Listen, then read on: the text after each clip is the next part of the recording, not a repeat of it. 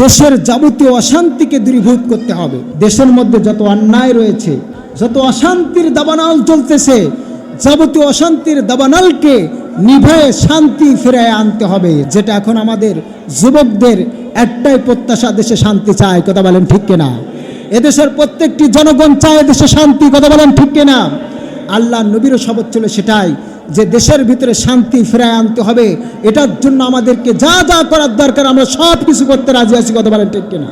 মা আয়েশা রাদিয়াল্লাহু তাআলা আনহা তাদেরকে বললেন, ওয়াইন্নাকা লাআলা খুলুকুল কোরআন, তোমরা কি আল্লাহর কোরআন পড়ো না? তিনি বললেন, 4টা বৈশিষ্ট্য যদি মানুষের মধ্যে থাকে তারা আশিকে রাসূল হতে পারবে। সুবহানাল্লাহ বলেন।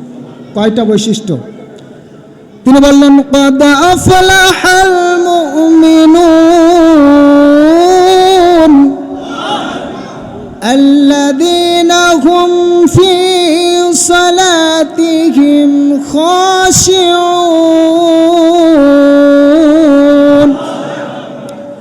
ওয়াল্লাযীনা হুম আনিল লাগওয়ি মুরিদুন والذين هم للزكاة فاعلون والذين هم لفروجهم حافظون।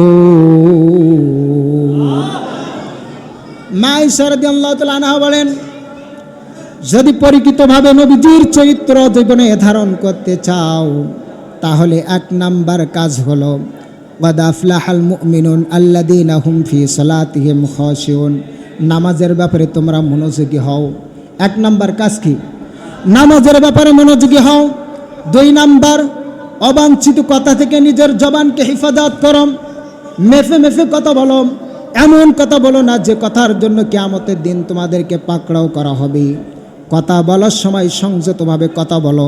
3 নাম্বার কাজ বললেন, রীতিমতো যাকাত আদায় করো। 4 নাম্বার কাজ হলো নিজের লজ্জা স্থানকে হেফাজত করো। এই 4টা কাজ যদি তোমরা করতে পারো তাহলে নবীজির আদর্শ তোমাদের মধ্যে বাস্তবায়ন হয়ে যাবে, আর তোমরা আশিকে রাসূল হয়ে কিয়ামতের দিন আল্লাহর জান্নাতে যাবে। সুবহানাল্লাহ। কয়টা কাজ?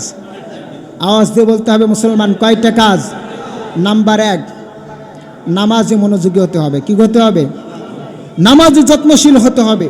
নামাজ বুঝে বুঝে পড়তে হবে। কি পড়লাম, কি বললাম, সূরা ফাতিহার অর্থ অনুধাবন করতে হবে। সূরা ফাতিহার সঙ্গে যে সূরাটা পড়লাম সেটা অনুধাবন করতে হবে। রুকুতে কি বললাম, সিজদায় কি বললাম, আল্লাহর কাছে কি চাইলাম, এটা অনুধাবন করে করে যত্ন সহকারে নামাজ আদায় করতে হবে। নামাজের টাইম হলে আওয়াল ওয়াক্তে জামাতের সাথে নামাজ আদায় করতে হবে। 1 নাম্বার কি? নামাজে যত্নশীল হওয়া। 2 নাম্বার, নিজের জবানকে হেফাজত করতে হবে। অবাঞ্ছিত কথা থেকে নিজেকে বিরত রাখতে হবে। অনেকে গীবত, পরনিন্দা, পরচর্চা, যাবতীয় অন্যায় কথায় সারাদিন গালমন্দের মধ্যে জীবন কাটায় দেয়। কথা বলেন ঠিক কিনা? নিজের জবানকে হেফাজত করতে হবে। 3 নাম্বার, যাকাত আদায় করতে হবে। যাদের নিসাব পরিমাণ সম্পদ আছে এরকম মাঝে মধ্যে 2-1 কান শাড়ি দিয়া, এরকম 2-1 কান লুঙ্গি দিয়া মানুষের কাছে যাকাতের নাম কামানো যাবে না।